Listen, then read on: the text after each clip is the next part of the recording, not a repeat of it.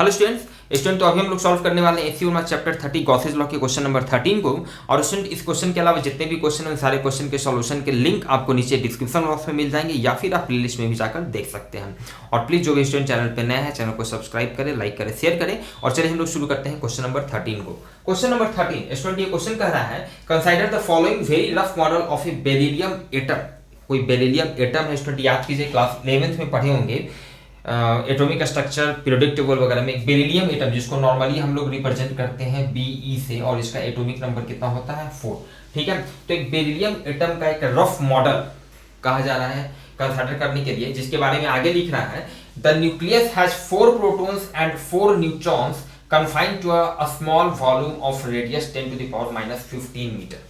Clear है, ध्यान दीजिएगा। देखिए यहाँ पर एक रफ मॉडल हम बनाए हैं, ये क्वेश्चन में नहीं दिया गया है, क्वेश्चन के आधार पर इसको बनाए हैं यहाँ पर। ठीक है, बेरिलियम एटम है, एटॉमिक नंबर 4 है, मतलब इसके न्यूक्लियस में टोटल 4 प्रोटॉन्स होंगे। तो यहाँ पर 4 प्रोटॉन्स, मान लीजिए यहाँ पर 4 प्रोटॉन्स है, ये क्वेश्चन में आपको दिया हुआ 4 प्रोटॉन्स है और 4 न्यूट्रॉन्स भी है, 4 न्यूट्रॉन्स भी है, लाइक दिस, कुछ इस तरह से। ठीक है, तो और इसका स्मॉल वॉल्यूम ऑफ रेडियस, और ये जो न्यूक्लियस है, जिस न्यूक्लियस के अंदर प्रोटॉन और न्यूट्रॉन होते हैं स्टूडेंट, हम लोगों को पता है किसी भी एटम में उसके न्यूक्लियस के अंदर प्रोटॉन और न्यूट्रॉन होते हैं। न्यूट्रॉन पर कोई चार्ज नहीं होता है, प्रोटॉन पर पॉजिटिव चार्ज होता है, और न्यूक्लियस के चारों तरफ डिफरेंट ऑर्बिट्स में इलेक्ट्रॉन्स जो है वो रिवॉल्व करते हैं। क्लियर स्टूडेंट, तो आपका यहाँ पर रेडियस, ये आपका न्यूक्लियस में दिया हुआ है 4 प्रोटॉन 4 न्यूट्रॉन है। न्यूक्लियस का आपका रेडियस दिया हुआ है, न्यूक्लियस का रेडियस मतलब कि इस रेडियस की बात करें तो ये रेडियस आपको दिया हुआ है 10 to the power 15 मीटर, ये रेडियस आपको दिया गया है 10 to the power 15 मीटर। चलिए ठीक है, क्वेश्चन आगे कर रहा है the two 1s electrons make a spherical charge cloud at an average distance of इतना metre from the nucleus, where as the two 2s electrons make another spherical cloud at an average distance of इतना metre from the nucleus. Student याद कीजिए class 11th में chemical bonding वगैरह के time में आपको बताया गया होगा इलेक्ट्रॉनिक कन्फिग्रेशन लिखना। अब बेरिलियम एटम जिसका एटॉमिक नंबर 4 है, इसका एटॉमिक कन्फिग्रेशन आप लोग याद कीजिए कैसे लिखते थे। दिस इज 1s2 2s2, मतलब फर्स्ट ऑर्बिट में 2 इलेक्ट्रॉन है, सेकेंड ऑर्बिट में 2 इलेक्ट्रॉन है, इस तरह से। तो यहाँ पर देखिए दिखाया गया है कि ये जो फर्स्ट ऑर्बिट है, फर्स्ट ऑर्बिट है, ये आपका फर्स्ट ऑर्बिट है। फर्स्ट ऑर्बिट में 2 इलेक्ट्रॉन्स को यहाँ पर दिखा रहे हैं, 2 इलेक्ट्रॉन को, ये दोनों इलेक्ट्रॉन के चलते एक इलेक्ट्रॉन क्लाउड बन रहा है, बहुत ही स्मॉल थिकनेस का, आप समझ सकते हैं, ये इलेक्ट्रॉन क्लाउड को हम दिखा रहे हैं। ठीक है, उसी तरह this is your second orbit, second orbit में भी आपका 2 इलेक्ट्रॉन है, 2 इलेक्ट्रॉन को दिखा रहे हैं। सेकेंड ऑर्बिट में भी 2 इलेक्ट्रॉन है, दोनों इलेक्ट्रॉन इस यहाँ पर इनके चलते जो इलेक्ट्रॉन क्लाउड जो बन रहा है, ये जो क्लाउड यहाँ पर बन रहा है, इसको इस तरह से हम दिखा रहे हैं। ये दोनों जो क्लाउड बन रहा है फर्स्ट ऑर्बिट और सेकेंड ऑर्बिट में, इसका एवरेज डिस्टेंस दिया हुआ है स्टूडेंट, एवरेज डिस्टेंस। ये पहले वाले को हम मान लेते हैं एवरेज डिस्टेंस, इसका r1, इसका वैल्यू आपको दिया गया है गिवन r1 का वैल्यू मान लेते, ये आपको दिया गया है, this is 1.3 into 10 to the power -11 metre. और r2, ठीक है, R2 जो स्फेरिकल क्लाउड जो बन रहा है उसका एवरेज डिस्टेंस दिया हुआ है फ्रॉम द न्यूक्लियस, न्यूक्लियस से ये R2 दिया गया है आपका, R2 यहाँ से आप देख सकते हैं, R2 का ये एवरेज डिस्टेंस जो है this is 5.2 into 10 to the power -11 metre. Clear student, चलिए ठीक है। तो क्वेश्चन हमसे पूछ रहा है find the electric field at, question का 2 पार्ट है, पहले पार्ट में a point just inside the 1s cloud and b a point just inside the 2s cloud. Electric field निकालना है स्टूडेंट। इलेक्ट्रिक फील्ड हमसे पूछा जा रहा है पहले केस में, ये जो पहला जो आपका फर्स्ट जो ऑर्बिट है 1s, इसके जस्ट इनसाइड, ठीक है, just inside the 1s cloud, ये जो 1s क्लाउड है इसके जस्ट अंदर में कहीं पर मान ले यहाँ पर इलेक्ट्रिक फील्ड अगर निकालना है, या यहाँ पर जस्ट इनसाइड दिस, तो इलेक्ट्रिक फील्ड का क्या वैल्यू होगा। क्लियर स्टूडेंट, चलिए पहला पार्ट हम लोग सॉल्व कर रहे हैं। मान लेते हैं यहाँ पर इलेक्ट्रिक फील्ड का वैल्यू अगर E है, तो फ्रॉम गॉसेस थ्योरम से GT गॉसेस थ्योरम से हम लिखेंगे क्या student, E dot dA equals to net enclosed charge divided by epsilon naught. Clear student, चलिए ध्यान दीजिएगा, इलेक्ट्रिक फील्ड को E माने हैं तो अब सब जगह ऑब्वियस आप समझ सकते हैं, सब जगह ये एक स्फेरिकल क्लाउड है, स्फेरिकल है मतलब हर जगह इलेक्ट्रिक फील्ड का मैग्नीट्यूड तो कांस्टेंट ही रहेगा। E A dot B, a b cos theta, E dA समझ रहे हैं, इंटीग्रेशन के अंदर dA नेट इसका जो सरफेस एरिया होगा, इसका सरफेस एरिया, तो this will become 4 pi r1 square, 4 pi r1 square. ध्यान दीजिएगा ये स्फेरिकल क्लाउड है, तो इसका एक जिसका बहुत ही स्मॉल थिकनेस होगा, तो इसका एवरेज डिस्टेंस दिया हुआ है r1, इसलिए डायरेक्ट r1 को हम लोग यहाँ पर ले लेंगे इसका सरफेस एरिया के लिए। क्लियर है, 4 पाई r1 स्क्वायर। और समझ सकते हैं आगे cos 0 डिग्री। कोई परेशानी, कोई कंफ्यूजन नहीं होना चाहिए इस चीज़ को लिखने में, कैसे cos 0 हो रहा है, कैसे इलेक्ट्रिक फील्ड के मैग्नीट्यूड को बाहर निकाल रहे हैं, क्योंकि इस तरह का काम स्टूडेंट हम लोग बहुत बार कर चुके हैं, थ्योरी में भी कर चुके हैं, थ्योरी में डिटेल बता चुके हैं।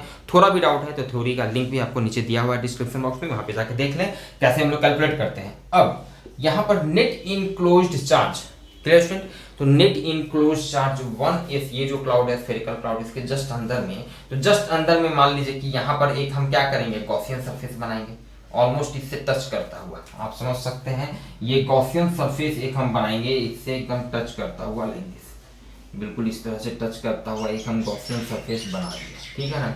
अब ये गॉसियन सरफेस जो है, ये जो गॉसियन सरफेस है, इस गॉसियन सरफेस के अंदर नेट इनक्लोज्ड चार्ज कैसे लिखेंगे स्टूडेंट, क्लियर है, याद कीजिए स्टूडेंट। इनफैक्ट एक हम लोग देखे थे क्वेश्चन नंबर आपको हम बता रहे हैं, question number 10 student, question number 10, वहां पर एक गोल्ड का न्यूक्लियस था, आप देख सकते हैं ये बुक में, गोल्ड का न्यूक्लियस में जहां पे आपका जेड, उसका एटॉमिक नंबर दिया हुआ था 70, ठीक है, 79, ठीक है। वहां पर हम लोग कैसे नेट टोटल इनक्लोज चार्ज निकाले थे, तो भाई 79 के आधार पर हम लोग टोटल उतना प्रोटॉन्स हो गया, एक प्रोटॉन का चार्ज 1.6 इंटू 10⁻⁻19 कूलम, तो टोटल इनक्लोज चार्ज का वैल्यू हो गया 79 इंटू 1.6 इंटू 10⁻⁻19 कूलम। इतना हम लोग इस तरह से नेट इनक्लोज चार्ज का वैल्यू वहां पर निकाल लिए थे। तो एग्जैक्टली यहाँ पर भी आप समझ सकते हैं कि ये जो गॉसियन सरफेस है, इस गॉसियन सरफेस के अंदर नेट इनक्लोज्ड चार्ज कितना है भाई, तो इस गॉसियन सरफेस के अंदर आपका टोटल 4 प्रोटॉन आ रहा है और 4 न्यूट्रॉन आ रहा है। न्यूट्रॉन पे तो चार्ज होता नहीं है, न्यूट्रॉन तो चार्जलेस पार्टिकल होता है, प्रोटॉन पे चार्ज होता है। 4 प्रोटॉन है, तो 4 प्रोटॉन है, मतलब नेट इनक्लोज चार्ज कितना हो जाएगा, 4 प्रोटॉन के बराबर, मतलब 4 इंटू, एक प्रोटॉन पे चार्ज होता है 1.6 इंटू 10⁻⁻19 कूलम। क्लियर है, याद कीजिए। और भी बेसिक तरीके से समझना है तो क्वांटाइजेशन ऑफ चार्ज से, क्वांटाइजेशन प्रिंसिपल में वहां पर आपको हम बताए थे जनरल जो फॉर्मूला था Q इक्वल्स टू एनी, यहाँ से हम लोग टोटल चार्ज निकालते हैं, तो ऐसे भी आप समझ सकते हैं। क्लियर, जैसे भी आप समझिए। Now epsilon naught, clear student, now this becomes cos 0 आपका 1 हो जाएगा, ये 4 पाई आपका इधर चला गया, मतलब इलेक्ट्रिक फील्ड का वैल्यू हो गया 4 into 1.6 into 10⁻⁻19 4 pi epsilon not r1 square. ध्यान दीजिएगा सबका, इसका यहाँ पे वैल्यू पुट कर देते हैं, तो ये हो जाएगा ये 1/4 pi epsilon not, 1/4 pi epsilon not का वैल्यू स्टूडेंट होता है 9 इंटू 10⁻9, तो 9 इंटू 10⁻9, ऊपर में पहले से है 4 into 1.6 into 10⁻⁻19 divided by R1 का वैल्यू कितना है स्टूडेंट, 1.3 इंटू 10⁻11 का होल स्क्वायर। और जब इसको आप सॉल्व करेंगे student, then it's answer is question number 11, sorry हम लोग देख रहे हैं question number 13, 3.4 into 10⁻13, 3.4 into 10⁻13 newton per coulomb is your answer. Clear student, पहले पार्ट का।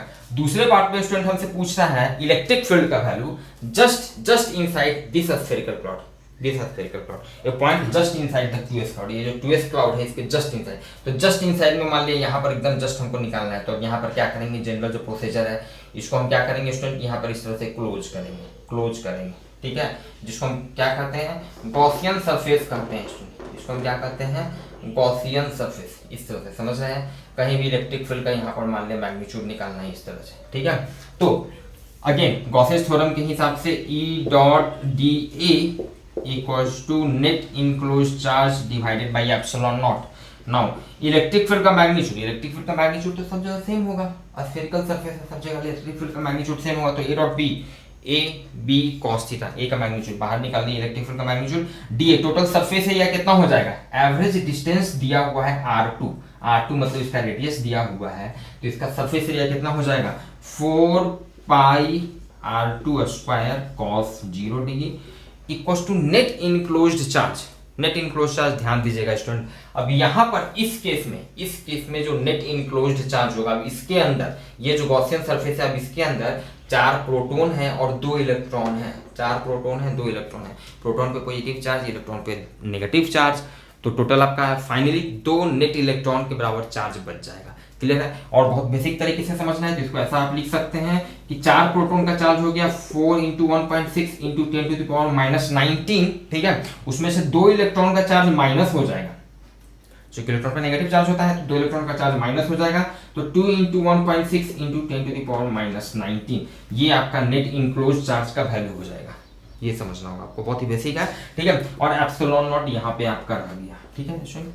नाउ यहाँ से इलेक्ट्रिक फील्ड को आप लिख सकते हैं, अगेन cos 0 1 हो गया, ये 4 पाई एप्सिलॉन नॉट R2² आपका इधर आ गया, ऊपर में 4 × इतना माइनस 2 × इतना, मतलब बच गया 2 × इतना 1.6 × 10⁻⁻90, ऊपर में इतना हो गया, नीचे में हो गया 4 पाई एप्सिलॉन नॉट R2 का स्क्वायर, अगेन 1/4 पे एप्सिलॉन नॉट का वैल्यू हो गया 9 × 10⁹ इंटू ऊपर में हो गया 2 × 1.6 × 10⁻19 और डिवाइडेड बाई R2 का स्क्वायर।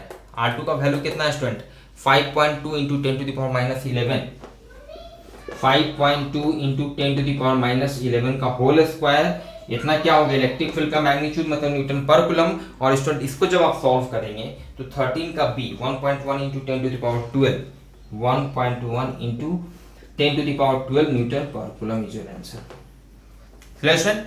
तो मिलते हैं स्टूडेंट फिर नेक्स्ट क्लास में हम लोग नेक्स्ट क्वेश्चन के सॉल्यूशन के साथ। Thank you.